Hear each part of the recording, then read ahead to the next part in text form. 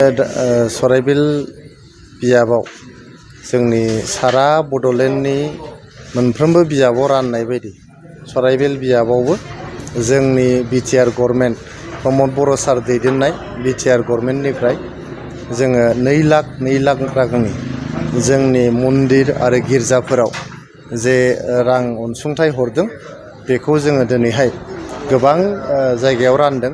आंबो मोननैसो थानसालिफ्राव रानदों। जोंनि कर्मीफ्रा गुबुन गुबुन मन्दिराव आरो गिर्जायाव रानहैदों। दाखालिबो रानदों आङो।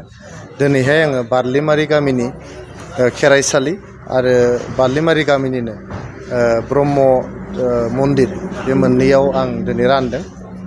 सम हास्लाबैखाय गोबां मन्दिराव राननो हायाखै। दहायबो सानजौफुआव आङो नैबे गसाइगाव हाब्रुबिलनि कालि मन्दिरावहाय मोनसे चेक रानदों। गतिके 3 चेक आं दिनै रानबाय। मोनसे रानबावनांगौ दंमोन, हास्लाबाखसै गुबुन हाबाफारि थानायनि थाखाय। दा जोङो बिटिआर गभर्नमेन्टखौ आरो प्रमद बर' सारखौ गोसो गोरबोनिफ्राय जोङो हामलायनाय जासिहरदों, गोजोननाय जासिहरदों।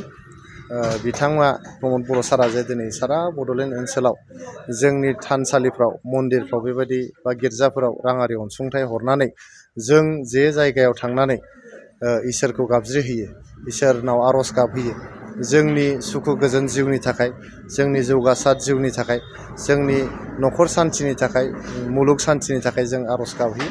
बे धोरोमसालियानो जुदि गाज्रि अबस्थायाव थायोब्ला होमबा जोंनि गोसोआ मोजां जाया, बा जोंनि जे इसोरखौ गाबज्रिहैनाय बेबो हयथ' जाफुंसार जाया जानो हागौ। बेखायनो दिनै प्रमद बर' सारा सानखांनानै गोबां बिथांखिफोरनि गेजेराव आलारि सोरां बायदि मोनसे इन'भेटिभ स्किम बिथाङा दिहुननानै बड'लेण्ड ओनसोलनि धोरोमसालिफोरखौहाय, थानसालिफोरखौ, गिर्जाफोरखौ, मस्जिदफोरखौ जे मोजां खालामनो थाखाय बिथाङा बेबायदि राङारि अनसुंथाइ होदों। बिनि थाखायनो बिथांनिसिम गोसो गोरबोनिफ्राय आङो साबायखर आरो जोबोद बाख्नायनाय जासिहरदों।